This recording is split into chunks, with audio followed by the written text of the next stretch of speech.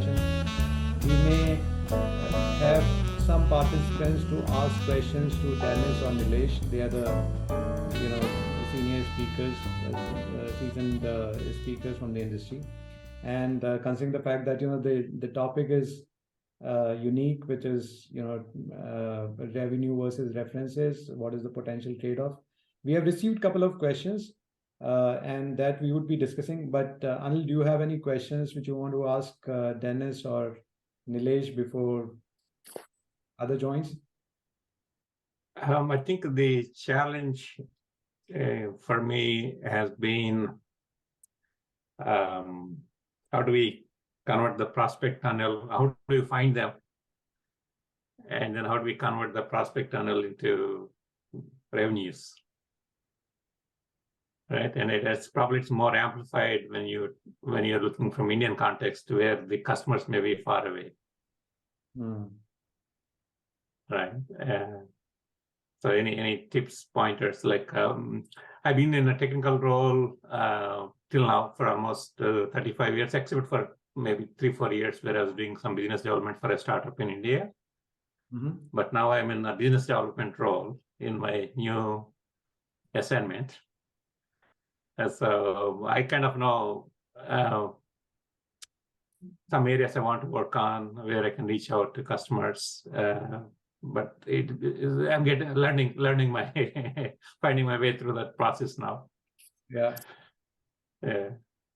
So Nilesh, do you want to address his question? I would just possibly ask him this: what kind of customers that you deal with, Anil, for your business development?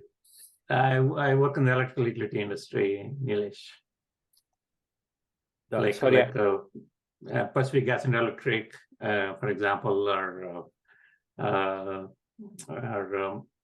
Mid-Continental, ISO. Basically, they're all transmission, electric transmission related industry. Okay, so I mean, and in India, electrical transmission is completely covered by control. So it's a B2G sales. Would that be? Right. Okay. Yeah, supposed to be B2B, but it is B2G. I know. I mean, I kind of noticed that it's more of a B2G. I think, right. I mean, one quick response from my side, Anil, is that thankfully in India for B2G, there are a whole lot of seminars and conferences that happen, which are governed, which are, let's say, moderated by the government of India. And keeping in mind that, especially now, I think, we're talking about transmission, so that's going to be the power industry. So in case if you have an access or otherwise, we could possibly help you with those, that if you keep yourself regularly updated with those, I think these are the best forums. And some of these forums have started turning online also now. So while you continue to be far away, you will be able to, in subtle manner, network with powers that be. Pun intended now. All right. Yeah. Yeah, I think that's a good suggestion. Because one thing is when you work for US or probably even some other Western countries, when you look at some markets like Indian markets or maybe Central or South American markets or African markets, they may not be as attractive in terms of revenue potential. So how do we, but we know it's kind of important to be there. So convincing internally also that, okay, what is the best way for us to start making inroads in probably a lucrative growth potential market? I think, this was my experience of working in Africa. I used to always use this adage, which calls the early bird gets the worm. So as long as you're able to convince PO people in the organization that, these markets may not have the potential as of today, but if we are the early ones, and we will always get the advantage in the long run. That's true. Yeah. But that requires more patience and then a long term. Yeah. Yeah. Okay, good. I think Anil, hopefully you are satisfied from the response which you have got. Sure. I'm just quickly asking because we'll be starting the session, so I'm just quickly asking the participants who have joined us if they have any questions for Dennis or Nilesh to answer. Otherwise, we'll start our session.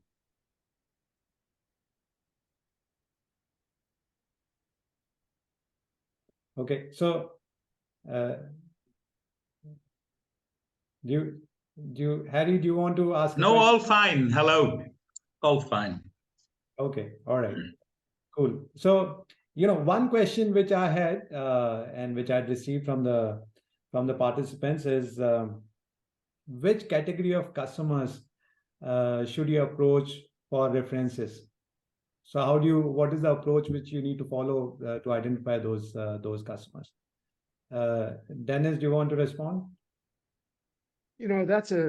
That's quite an interesting question. It's occurred to me some time ago that there's one very interesting strategy to go after a reference, and primarily I'm talking here about software companies that sell software products and solutions as the primary example. So let's assume Bank X in the United States is using. I'll take Anil as the example. Let's assume Anil represents a software product that he wants to sell to a bank. Now, Anil has a competitor, and the competitor is Harry and Harry's company. So Anil might find out where Harry has a winning bank in the United States, and especially if that bank is a reference for Harry. And the argument is to go to the next nearest reasonably comparable bank, like Harry's bank, and say, I'm Anil, I got this thing, it's as good as Harry's or even better than Harry's, to get a reference. Now, why I'm saying that is Harry's bank is going to be reluctant to buy Harry's solution. Another bank like Harry's bank might be reluctant to buy Harry's solution because they're going to go, well, my competitor has Harry's solution. I don't really want to use Harry's solution because I want to be different. And that's an opening for Anil. And if Harry has managed to get that other bank as a reference, that's a second argument why Anil would be successful. Not only in winning a deal, he could win the deal just because he's not Harry and potentially get a reference out of it. I have an entire long paper about what constitutes referenceable, sympathetic prospects. It's like a Rubik's Cube. You hold it up and you go, if that's true, if this is true, if this is true, if that's true, this guy could easily become a reference for me. So I've written about that at quite some length. That's a subject of a bigger webinar, though. Yeah. All right. Thank you so much. So we'll start with the session now. Ritika, do you want to put that slide on? So, just, a quick introduction about myself. So I'm the founder for Growth Sutra, and I have around 20 years of experience in the industry. Largely worked with companies like TCS and Sita.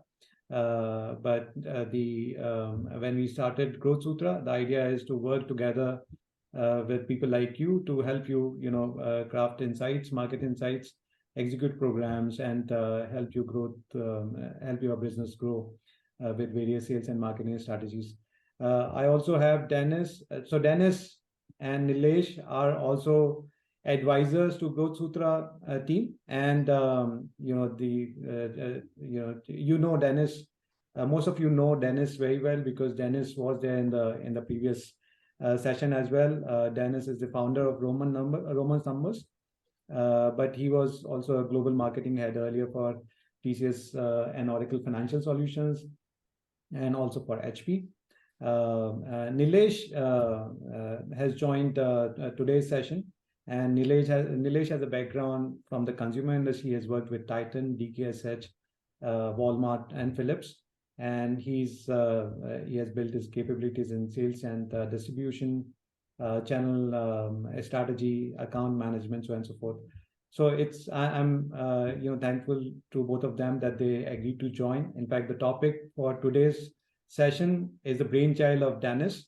The potential trade-offs between revenue versus references, and this is a very critical topic, especially for the organizations, either they are into B2B and B2C, whoever wants to have want to sustain growth within their journey. And this topic actually has become very critical. Ritika, if you can move to the next slide, I'll probably just cover the flow of the session quickly. Sure. So we have, so when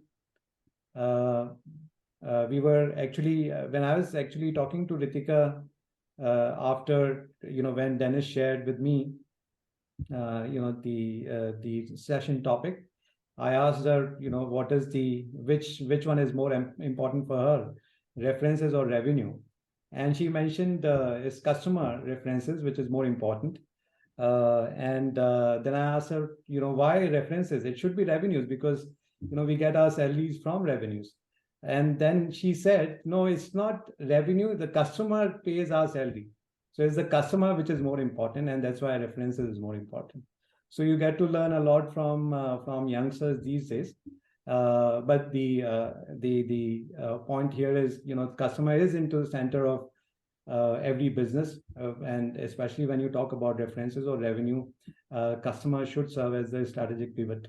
Towards the end of the session, we would be also covering one more topic, which is how references can help businesses overcome the scenarios due to downturn or recession. So that's the last topic which we are going to take towards the end of the session. But before that, we are going to have two perspectives. One perspective from Dennis, that's going to be more from a B2B perspective, and he would be certainly looking at the references and revenues from his the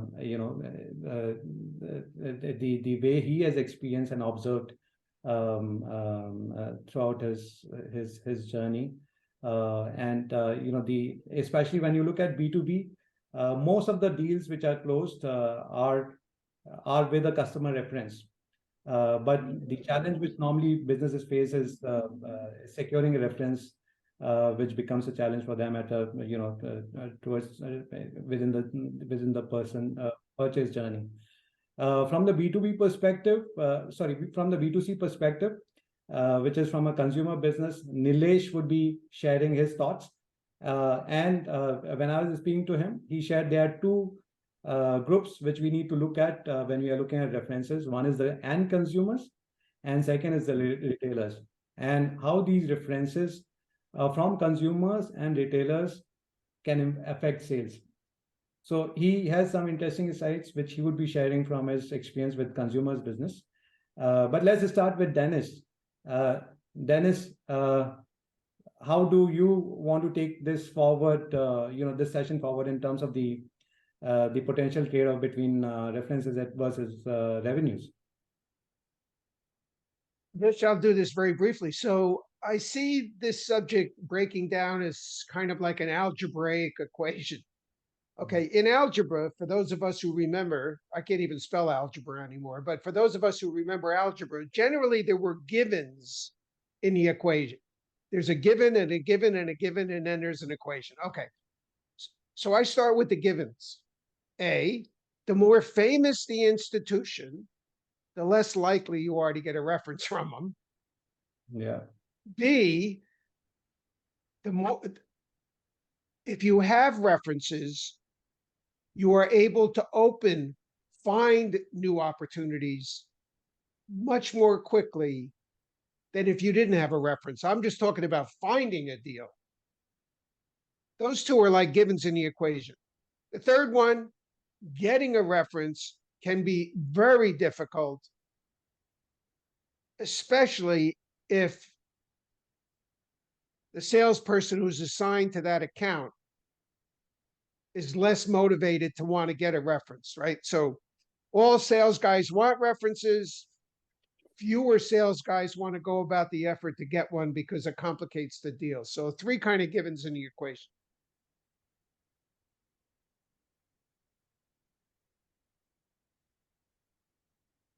I can't hear you, Vish. I'm sorry. So thank you, Dennis. Thanks so much.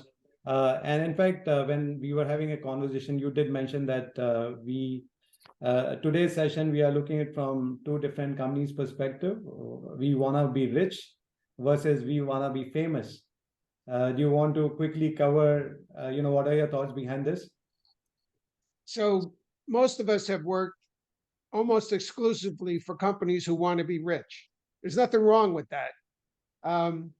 But you approach an opportunity with a specific mindset. The company who wants to be famous, and I made it a binary choice here. The company who wants to be famous, they're going to approach a customer with a different mindset. They're going to go in with the goal in mind is to, if they have to, sacrifice maybe some of the revenue or increase some of their own costs in order to get a reference out. So most of us are very familiar with the I want to be rich. Many of us are not nearly as experienced with getting references out of the closet, which is something quite, I don't want to say easy to accomplish, but it needs to be executive management's intention, because there's going to have to be some negotiation and give and take if you're going to get a reference out of an account. Yeah. So I think what we can possibly, maybe I can ask Nilesh if he has something to share from a B2C perspective. Nilesh, how do you see references importance from a B2C or a consumer industry perspective? What is the approach which normally consumer industry have?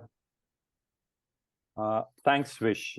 I think if I have to build on to what Dennis was saying, references, and I'm going to draw a parallel word which is called as ratings and reviews in the B2C segment, is extremely critical. And in the last decade or so, it has certainly become very, very critical with the onset of e-commerce sales, which is in the Indian context now taking anywhere between 20% to close to 50% share for certain categories. Today, if you look at consumer electronics category, 50% of the sales in the Indian market comes from online sales.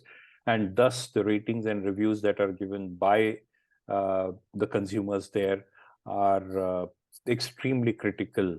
And once again, we're talking about the references versus revenue trade-off. I'm going to say something. So while in B2C, there are a lot of indicators which says that, that better reviews and ratings would result into better revenues also. But we have also noticed that there are impacts on the brand that is seen in the best light. If you have, let's say, good or excellent ratings and reviews by the consumers, it builds trust amongst the potential consumers that we are talking about. And it's also kind of helping create the brand awareness. So all in all, in the B2C context, ratings and reviews have become very critical. If I have to share some numbers, today, close to 80% of the consumers, before taking a buying decision, they do look at the ratings and reviews. One last point that I would like to say, that this should not be taken in the spirit of only e-commerce sales, but we have also noticed that almost 1/3 of the consumers who are in the offline stores trying to take a decision look at the ratings and reviews in the online space before taking a decision in the retail store. So it's not only e-commerce, but even in the offline trade, ratings and reviews are becoming important. Yeah, thanks, Nilesh. I think I agree with that, considering the fact that now everyone, these brands have omni-channel presence. So while these brands are physically there in the store, but they are also available in the on the online marketplaces. And that's where, in fact, many times I've also looked at before making a purchase, There you go. Amazon or Flipkart, and then making a purchase. All right, thank you so much. Dennis, I know you have a couple of questions for the audience as well in terms of the the references, the framework, the deal slippages, so on and so forth. So before we kind of run that survey, do you have something to share from references perspective? How important are references towards the road to revenues? So the premise that I'm operating with is, because I come from the marketing side, not the sales side. From the marketing side is the sales teams can lead with certain value propositions in order to find opportunities. They could lead with an industry analyst report that might say good things about the company. They could lead with a thought leadership article that one of the people in the organization has written about a breakthrough strategy. There's a lot of things that could be led with. But one of the most prolific ones is frankly just a press release with the customer's quote in the press release. That alone dwarfs the other value propositions. Having a reference as close as possible to the geography and the industry and the size of the institution, you have a similar reference.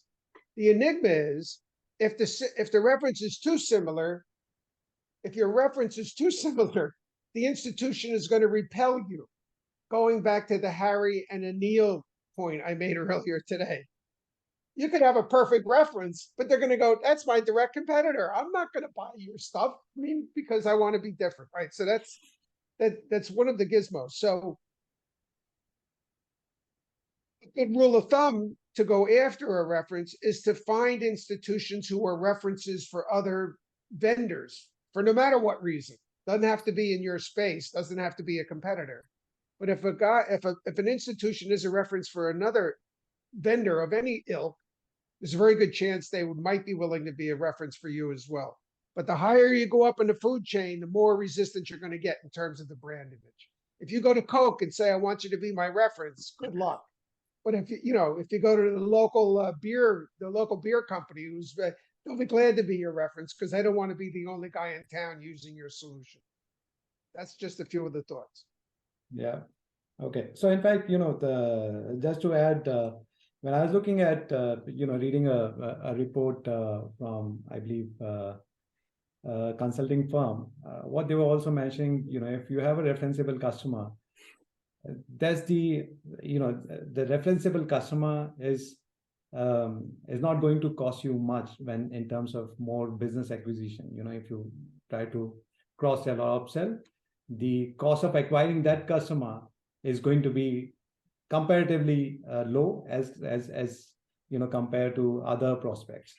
So if you keep that customer loyal, make the experience positive for him, you would have a better success in terms of your revenue acceleration. So anyways, should we have the poll? Let's do the poll. Yeah, let's try that. Ritika, let's start with the first poll. Okay, so I'll just launch the first poll. Yeah, I think this is for all the participants to engage and share their perspective. While once you shared your responses, then Dennis and Nilesh, they could also share their thoughts for each of these questions. Yeah, so the spirit of this question is basically, have you lost a deal because you didn't have a reference? Did the deals, I know it's hard to identify one thing. It's always easy to say I lost the deal because my stuff cost too much. Okay, I get that point. But have you ever lost a deal because you didn't have a reference? Never. 1 out of 5, 1 out of 10, 1 out of 20. Everybody should vote.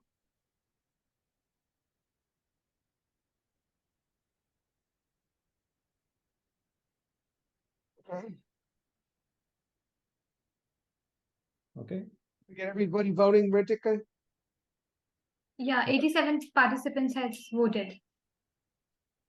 Everybody votes. Yeah, everybody voted now. 100% of the participants had voted. Okay, so I just end the poll. And the poll Okay. and share the results, please. Yeah, sure.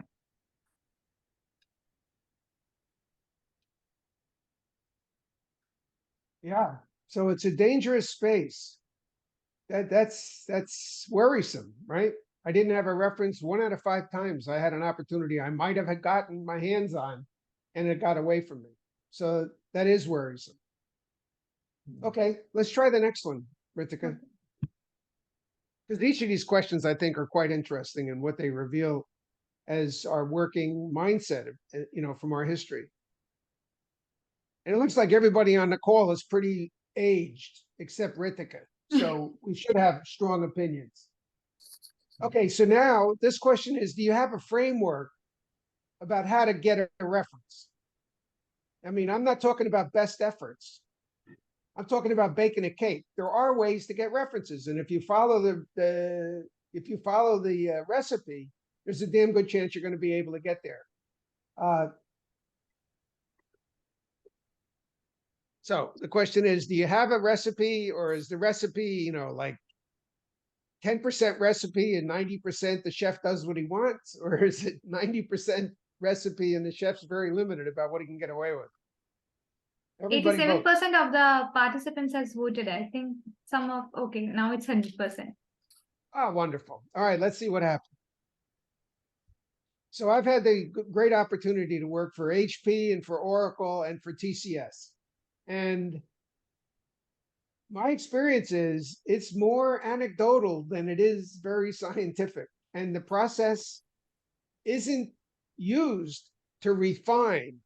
Let's try this. Oh, that didn't work. Let's change the process. And these numbers are bearing that out. 25% of our framework exists. And I would say that might even be, okay. And nobody's coming in at 90. So the framework, it ought to be a recipe that we follow, but very few firms are actually, they don't have a recipe. So maybe the opportunity here is, Vish, let's publish the recipe. And, okay. I think let me also Let's try ask. the next. Yeah, So let me I think Dennis, on this bit, I'm going to certainly say that B2C businesses are certainly a little ahead of, in case if we had references or questions answered by B2C businesses. So most of them, they now have, they have realized the importance of securing references. There was some discussion between Vish and me about the governance. So there are now ways and methods of securing references or reviews. And then there are also practices in place where when you have a positive reference, and also in case of B2C business, there can be a negative reference, a consumer rights, and how to deal with that. So I think B2C business seems to have really done very well on this aspect. Thanks, Nilesh. In fact, just to also share, in fact, with one of the customer, there was a need to build a customer success program. And we designed the entire program for them. And we use actually, a framework which is based on relationship service. It's a CSAT and NPS, which we use, and these are being sent out on a different, with a different time frame and with different set of objectives. And this program actually helped nurture these customers. And with the help of these relationship surveys, we were able to segment customers in 3 different groups. One is the promoters, second is the detractors, and third is the passive. And there, you also get a chance to kind of also, look at these customer segments. And if you want to nurture further, to get references from these customers who are your promoters, then there's a high, it's a high chances that they would also recommend your business to others. I mean, they would recommend you as a service provider to other their peers or prospects. So that's more from a B2B perspective. But Nilesh, as you said, there are frameworks which are in place, especially for consumer industry, because they are way ahead in these programs. In fact, CSET and NSPS and some of the instances have been actually taken from B2C industry. All right, Ritika, can you launch the third poll? Sure.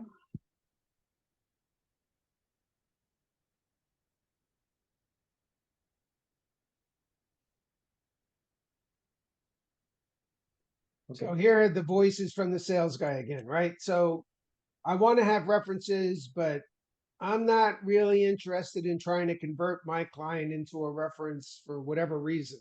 So everybody gets to vote again.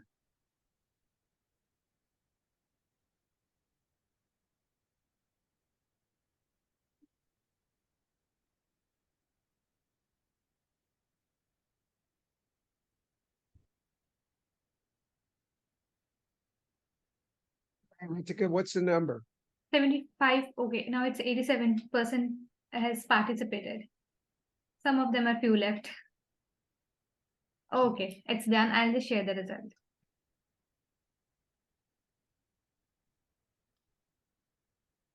It's a mixed bag. Yeah. All right, hey, this is interesting. I'll go the extra mile. If we don't have any, I'll go the extra mile. This is the trade-off between I'm a breadwinner, I got to make money for me and my family, and I'm a good corporate citizen. I got to do the right thing by my corporation. And those two things are not always aligned, right? So I'm actually glad to see the 75%. Yeah. So what I'm, very intrigued about is the first response, which is it overly complicates getting a deal to close. And in my, that could be a challenge sometimes because you struggle for references at the last minute, and you are not able to get the relevant reference which you can use to close the deal. And the 50% answer, I think, is telling as well. People Yeah. are not getting pressure from their management to get a reference. They're getting pressure from their management to get revenue. Even if a reference is going to lead to a lot more revenue down the line. So, okay. These are all very interesting responses. You have Ritika, another one for us, Ritika? Yeah.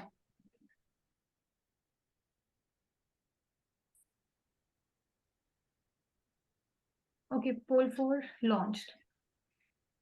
So this is the one where I'm asking, how important is getting a reference to find a deal?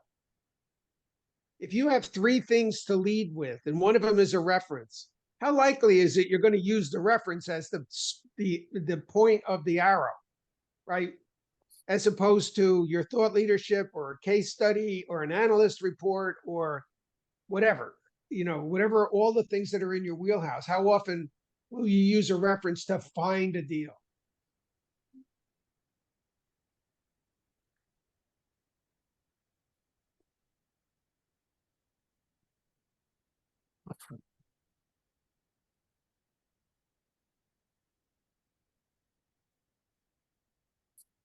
okay, we are 87% close. So, yeah, Ritika, you can share the results.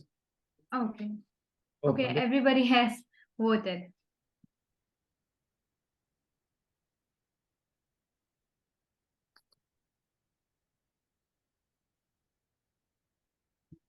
Interesting. So what I'm hearing is practical behavior is more about leading with non-reference information as the argument as to why somebody should answer your email or come to your webinar or whatever.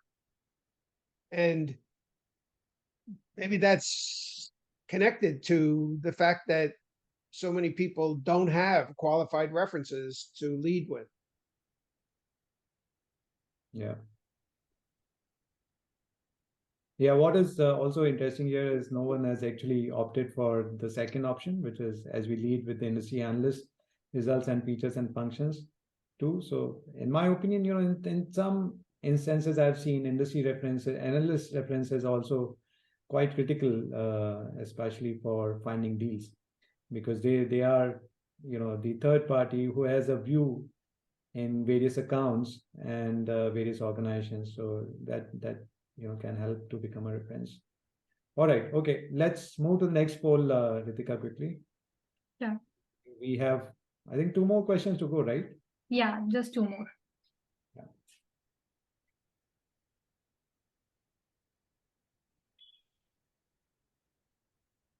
So if a sales guy was asked to take a haircut, right, lower his commission to get a reference, how willing would the sales guy be able to, sales guy or gal be willing to do that, right? Because if a reference will be a reference, but they want you to cut the price or they want some benefit that they didn't otherwise pay for, whatever, you get the idea.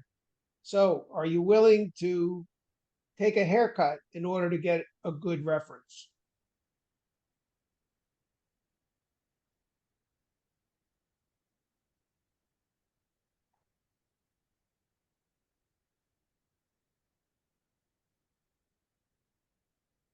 No way.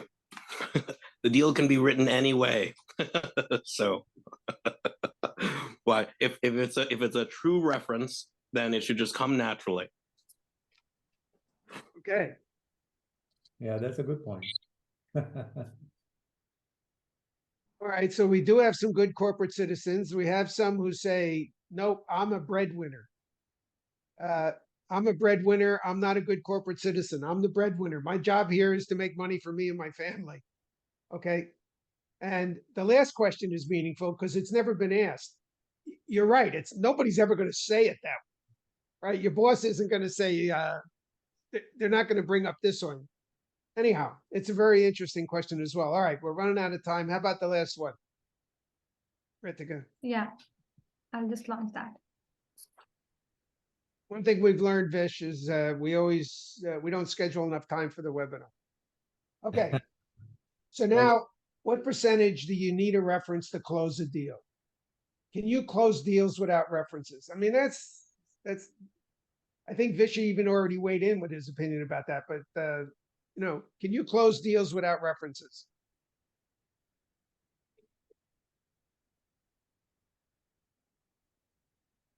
Because you already said finding deals, references aren't that important.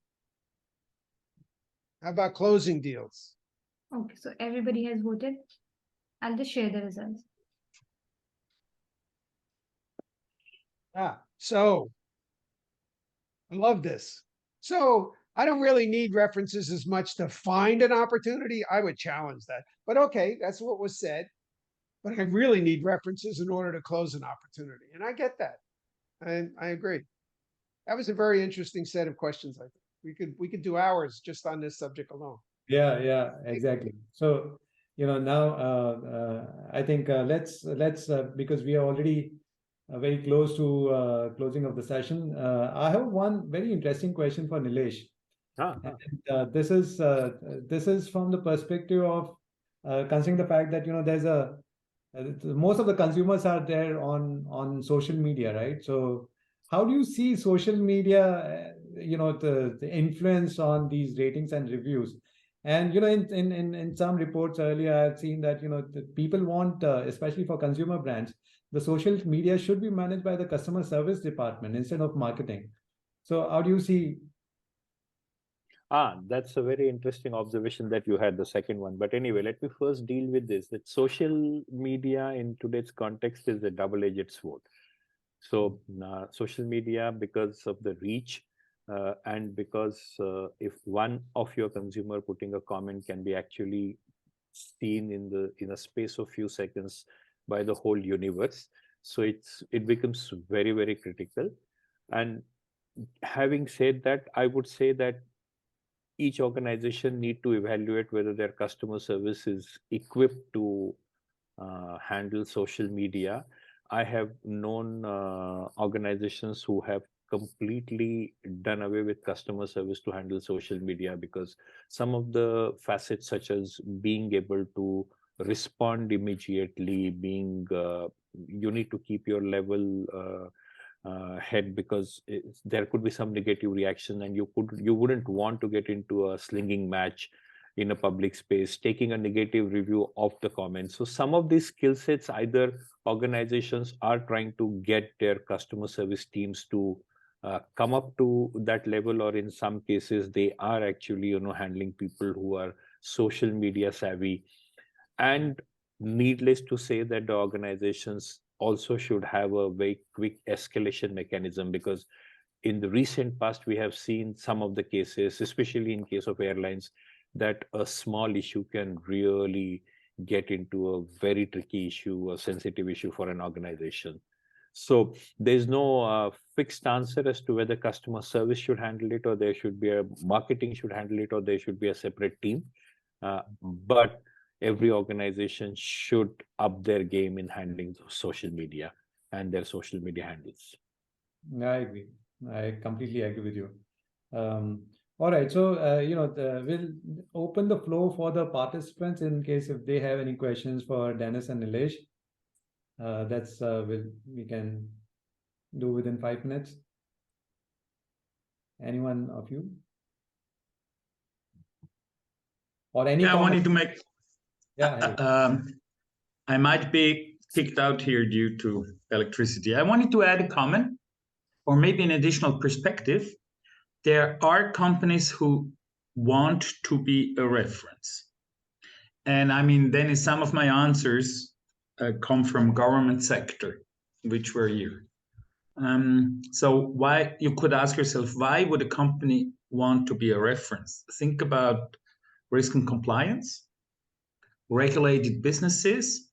I've seen cases where, of course, the customer or the first customers are interested to be part of a bigger group because it also saves their business.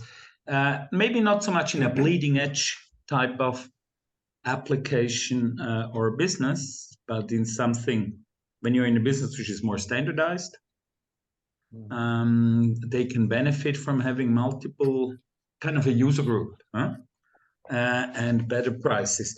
So I think you have to analyze in what business are you looking for reference and what could be of interest to the customer, to be part of a group which the customer can help create by being a reference. Then references can be defined. I mean, Dennis referred to press release and analyst reports.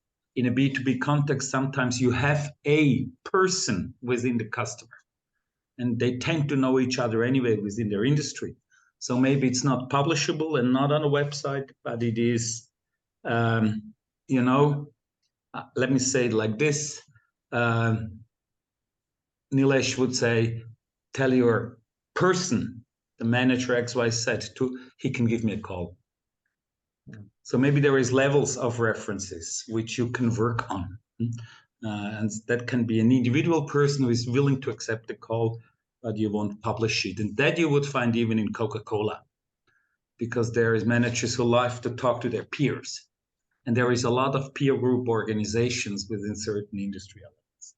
So just as an additional perspective, it's not from a customer point of view, it's not per se negative to be a reference. Yeah. No, I think that's a very good, great perspective. I absolutely agree. Yep. There's from the I was just going to note that I agree with Harry, particularly in terms of cultivating that sort of I don't know. I don't want to come up with a label for the level, right? But it's not a publicly, it's not a public statement, but it's a client who's willing to provide a reference if someone were to ring them up or what have you. And that's something that can be cultivated probably akin to like brand marketing in a special interest group or what have you, that your company can nurture, right? As like a private client group or some sort of an affinity group. Thank you, Harry. And thank you, Vish, and thank you, Dennis, as well. I'm running low on time, but I wish you all a very happy New Year. Thank you, and same to you. But thank you so much for this perspective. I think I agree. Anyone else who would like to add a comment or a question? Dennis, this is Anil. Yeah, going back to your comment or wanting to become rich or wanting to become famous. For startup companies, what should they be focusing on? Your startup, if you don't have references, I would submit that is the best place to put your money. If it was my money and I was sitting in a marketing meeting asking, where should we apply our resources? Should I go suck up to the industry analysts so I can see if they could give me a positive report? Or should I try to get the one customer in the region to come out of the closet, or the others, sundry other things that I could be applying my resources to? For me, I would lead with getting a customer to be a public reference. Yeah. When I used to go to meetings, when I was at TCS, I would show up at a meeting and the customer say, okay, tell me what you got. Tell me why. I said, look, TCS is 620,000 people strong. What do you want to know? Right? You want me to prove to you that we know what we're doing? How do you think we got to 600,000 people? So it was a little snarky, but it was meaningful as a startup point, right? To actually demonstrate we're like a 500-pound gorilla. And you're wondering if we're going to be able to handle your project. So the smaller outfits are desperate for a reference, absolutely desperate. The revenue producing, up and running, been around for many years. They're not nearly as desperate, but the individuals are desperate. They're desperate. Yeah. So, just to add to what Dennis shared, Anil, and this is what I've faced when I've mentoring a couple of startups. One of the biggest resource which you have are the friends and your network in the industry. You may not have a customer. If you're a startup, you may not have a customer. And if you don't have a customer, you may not have a reference, right? So here, in this scenario, your references are your friends and your colleagues from the industry. They become the advocates for you if you go out and start pitching your startup. So I've always trusted and used my friends and the network which I had in the industry to kind of refer me to their friends or to a prospect. So I think that's one approach which possibly startups can take when they don't have customers on board. One danger you have, though, is you end up with what I've called reference fatigue. You get a reference and you so overuse, that the reference is almost like noise in the atmosphere. You end up wearying hey, you want to speak at my user meet? Hey, you want to write a case study with me? Hey, can I put out another press release? Hey, and the reference finally goes, hey, look, don't you have anybody else? Don't you know anyone else that you can get some of this stuff from? I call that reference fatigue. Good point. Okay. Thank you all. Appreciate it. Thank you so much. I have actually one last slide to share with you because this is what I committed before I started the session. Ritika, can you please go to the slide which talks about the customer experience and the recession? Yeah, sure. Just want to show the connection between customer experience and the. Can you move to the next slide, please? 1 second. Next one. Oh, okay. Actually, okay. This is the slide which is not about the recession, but this is about the next session which we are going to do on 21st of Feb, wherein we'll be talking about finding and closing business deals through fundamental stock analysis. I think that slide has got missed out from here. I think that's on Canva. But the link has been shared here. So for this session on the chat window by Ritika, so you can book your calendar for this event. This we are going to do on 21st of Feb. I think the slide which I'm talking about, let me share from my perspective because the slide is here with me. I think this is a slide which Ritika might have missed out, but let me share it from here. Okay. So if you see this slide, this is a slide which I've taken from Watermark Consulting.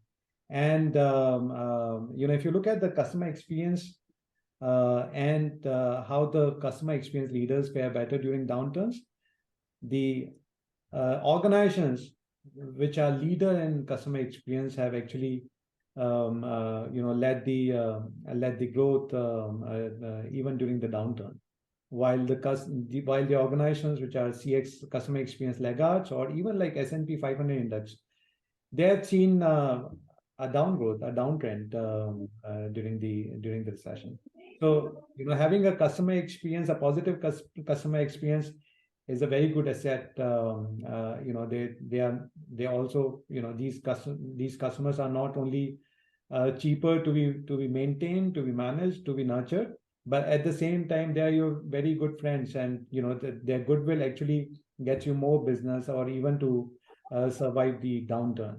So that's the last slide which I wanted to end this session with. But thank you so much for joining this session. And of course, the recording is going to be shared on YouTube, and other channels will update you in this regard. And thank you, Dennis and Nilesh, for joining the session. And it was a great, there's great hearing your insights and perspective on this topic of references and revenues. Thank you. Thank you very much. Thank you very much. Thank you so much. Really enjoyed it. Thank you. See you next time. See you next time. Bye-bye.